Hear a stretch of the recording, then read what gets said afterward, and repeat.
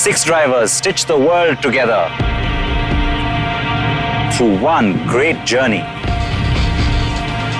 Across 6 continents, over 60,000 kilometers. Taking India to the world and bringing a little bit of the world back home with us.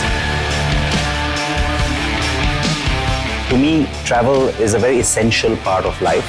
Discovering new places, meeting new people, trying different kinds of food, experiences, culture. And the best form of travel to me, get on the road. Just drive and just pick up everything that you can soak in between. It's the experiences you pick up along the way that I think change you as a person as well. And that was essentially the kind of idea from which the great OverLand Adventure was born. The chief protagonist of our story so far, and through this series, our hero, if you will, has been the GLA and his big brother, the GL.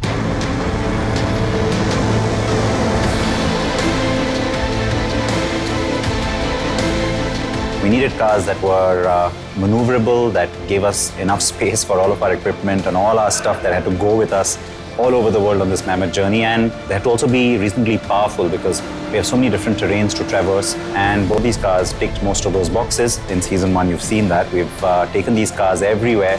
And the icing on the cake has been, of course, that they were made in India cars.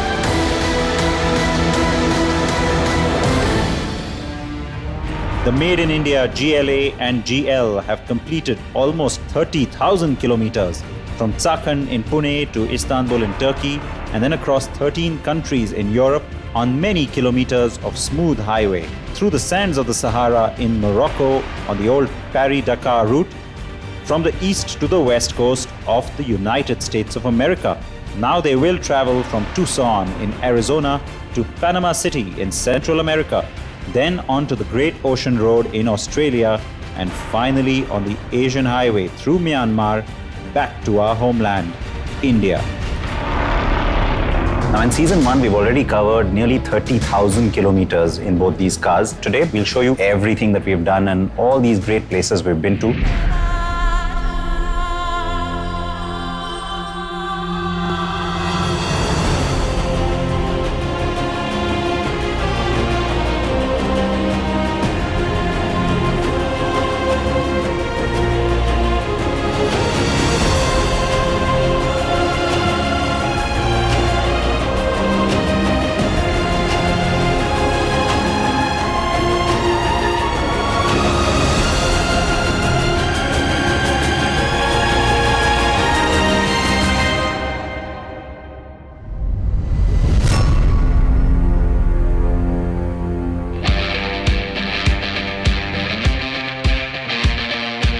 This was going to be a grueling schedule, lots of days away from home. So there needed to be, of course, a number of people sharing that entire burden. We had 2 of us from NDTV, it was Bala and myself. We wanted to find similar people from other organizations and also people who were like-minded, and I think we found that. So went across to Sirish, who's the editor of Evo India, and to Dhruv, the editor of AutoX. They're, I guess, a little bit crazy like me, so they instantly said yes. Rest is history. We got the deputy editors to join us, and that was the band of 6. Exploring different countries, crossing different borders, mountains, deserts, you name it, and it's all going to be there. The memories that you are able to create, the stuff that will stay with you for the rest of your life. You have to remember that you're driving a right-hand drive car in left-hand drive countries. It's going to be challenging.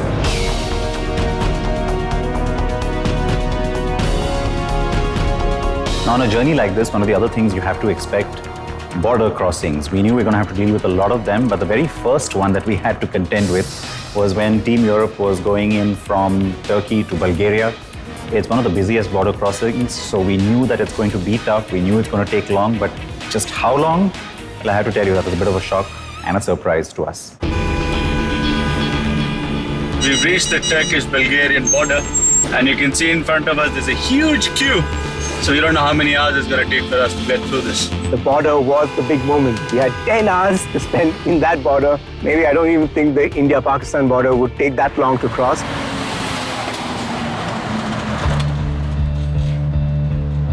So we've crossed many borders before on the Great OverLand Adventure, but this is the first time I'm crossing a border through a tunnel, and this is quite significant. It's 11.6 kilometers long.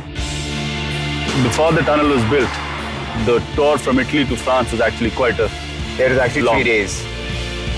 Our Europe leg wasn't complete till we got to the United Kingdom, and you know the reason why I was looking forward to that? Because we're going to put the cars in a train, go underwater, and get into the United Kingdom. This is perhaps one of the coolest things I've ever done in life. So we are now inside the Eurotunnel train. Yeah, that was pretty special. I still remember that moment. We actually got inside the carriage, sitting inside, 45-minute journey, and we were in the United Kingdom.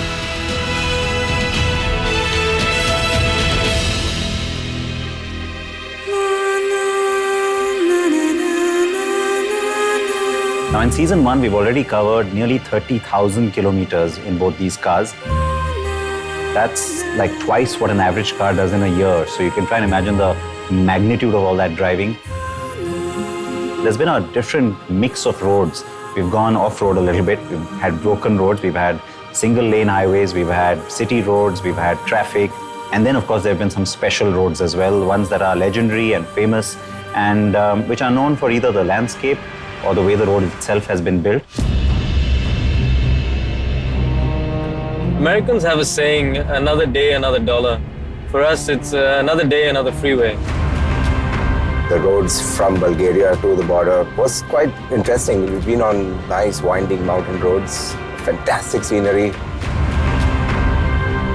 Now we've covered about half the distance to our destination of Budapest. And the roads have been an interesting mix. It's not been your traditional autobahns or fast highways. We've seen a lot of country roads, like you can see in the background right now, running through vast amounts of farmland.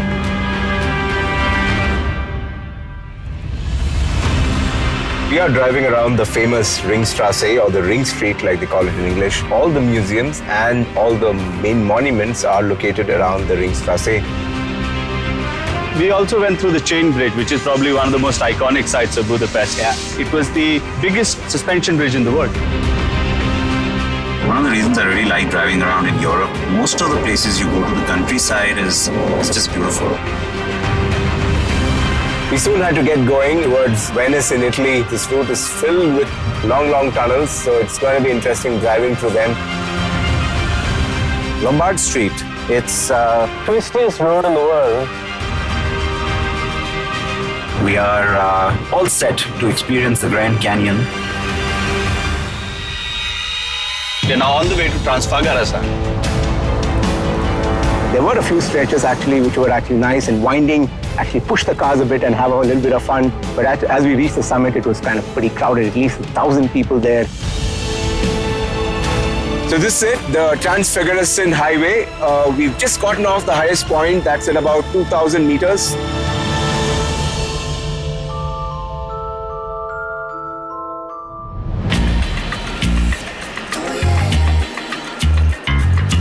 Along that journey, I think discovering the different landscape of all the various states that we traversed was something very exciting for us. And to top it all, we also got a chance to go and conquer the great and legendary Pikes Peak.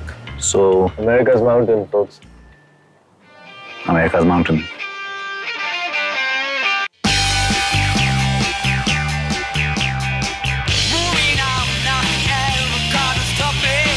One of the most gorgeous roads I've ever driven on. I love driving up a mountain road.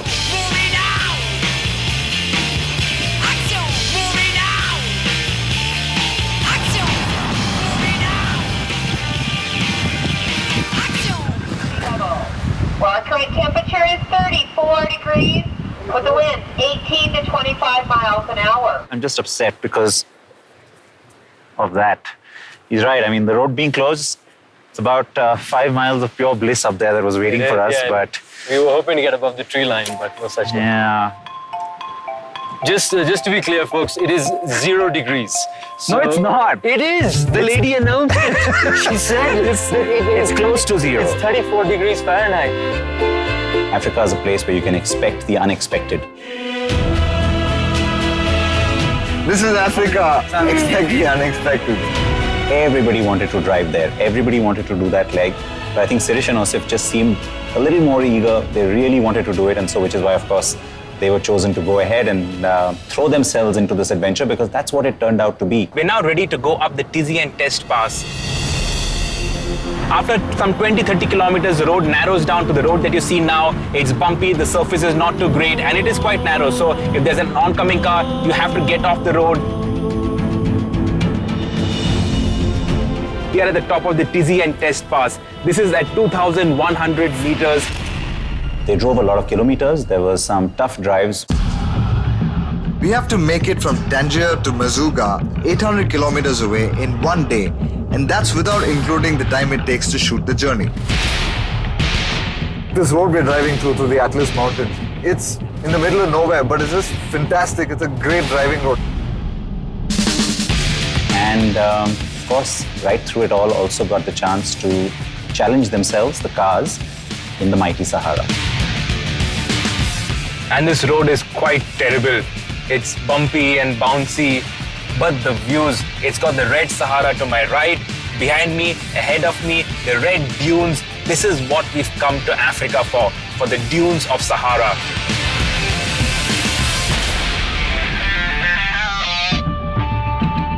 We went to the Sahara, there's the Atlantic on one side. These insane roads, the roads and the sky, that's mind-blowing. That's what really got me. I love driving there. Driving that 300-kilometer Atlantic coast road, stopping there over the cliffs, watching the Atlantic, I can't tell you what that felt like.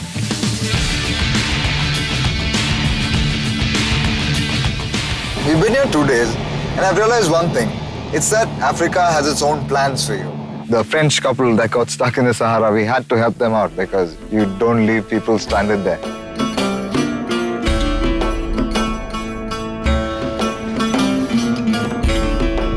They call it the brotherhood of the off-roader or something like that. But they have this thing that, no, leave no man behind. We all obviously got into it, pulled them out. We took 2 hours. Out here in these lonely places like desert, you can't leave a man behind. You see someone in trouble, you got to stop and help them because there's no one else who will do it.